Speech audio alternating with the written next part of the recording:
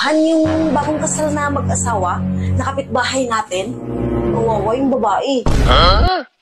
Ang mukha ng chismoso. Bakit? Ano bang nangyari? Sinaktan yung babae. Nananakit pala yung lalaki. Paano sinaktan? Kawawa naman yung babae. Ano yun? Bagong kasal ba sila?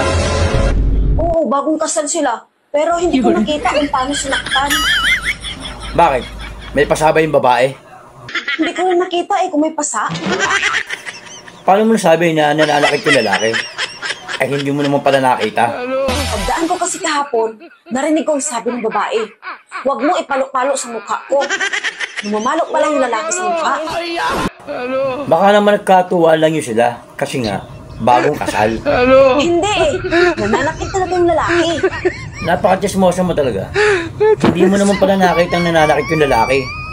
Pagdaan ko kasi dyan, malapit sa bintana nila, ang sabi ng babae, aray, tama na. Ay, naloko na.